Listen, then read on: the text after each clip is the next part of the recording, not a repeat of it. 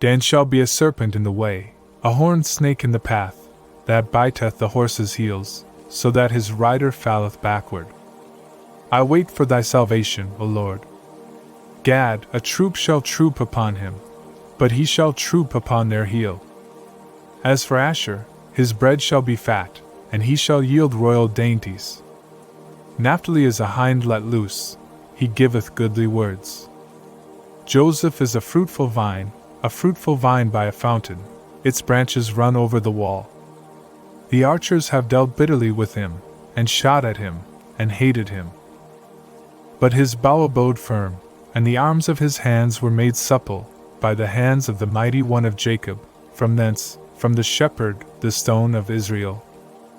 Even by the God of thy father, who shall help thee, and by the Almighty, who shall bless thee, with blessings of heaven above, blessings of the deep that coucheth beneath, blessings of the breasts, and of the womb. The blessings of thy father are mighty beyond the blessings of my progenitors unto the utmost bound of the everlasting hills. They shall be on the head of Joseph, and on the crown of the head of the prince among his brethren. Benjamin is a wolf that raveneth, in the morning he devoureth the prey, and at even he divideth the spoil. All these are the 12 tribes of Israel, and this is it that their father spoke unto them and blessed them. Every one according to his blessing he blessed them. And becharged them, and said unto them, I am to be gathered unto my people. Bury me with my fathers in the cave that is in the field of Ephron the Hittite. In the cave that is in the field of Machpelah, which is before Mamre, in the land of Canaan, which Abraham bought with the field from Ephron the Hittite for a possession of a burying place. There they buried Abraham and Sarah his wife. There they buried Isaac and Rebekah his wife, and there I buried Leah. The field and the cave that is therein, which was purchased from the children of Heth. And when Jacob made an end of charging his sons, he gathered up his feet into the bed, and expired, and was gathered unto his people. And Joseph fell upon his father's face, and wept upon him, and kissed him. And Joseph commanded his servants the physicians to embalm his father. And the physicians embalmed Israel. And 40 days were fulfilled for him, for so are fulfilled the days of embalming. And the Egyptians wept for him 60 days. And when the days of weeping for him were past, Joseph spoke unto the house of Pharaoh, saying, If now I have found favor in your eyes, speak, I pray you, in the ears of Pharaoh, saying, My father made me swear, saying, Lo, I die. In my grave which I have digged for me in the land of Canaan, there shalt thou bury me. Now therefore let me go up, I pray thee, and bury my father, and I will come back. And Pharaoh said, Go up, and bury thy father, according as he made thee swear.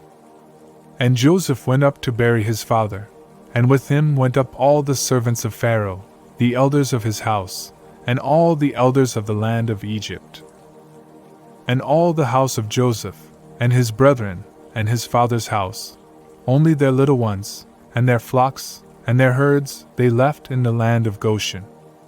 And there went up with him both chariots and horsemen, and it was a very great company. And they came to the threshing floor of Atad, which is beyond the Jordan, and there they wailed with a very great and sore wailing, and he made a mourning for his father 7 days. And when the inhabitants of the land, the Canaanites, saw the mourning in the floor of Atad, they said, This is a grievous mourning to the Egyptians. Wherefore the name of it was called Abel Mizraim, which is beyond the Jordan. And his sons did unto him according as he commanded them. For his sons carried him into the land of Canaan, and buried him in the cave of the field of Machpelah, which Abraham bought with the field, for a possession of a burying place, of Ephron the Hittite, in front of Mamre. And Joseph returned into Egypt, he, and his brethren, and all that went up with him to bury his father, after he had buried his father. And when Joseph's brethren saw that their father was dead, they said, It may be that Joseph will hate us, and will fully requite us all the evil which we did unto him.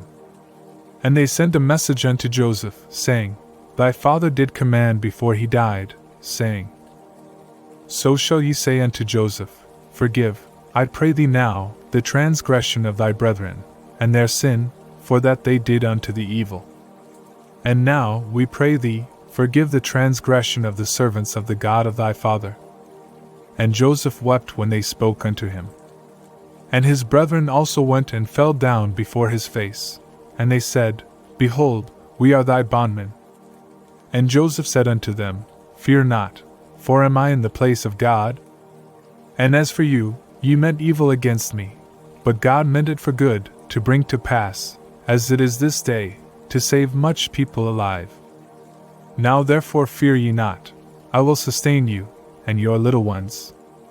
And he comforted them, and spoke kindly unto them.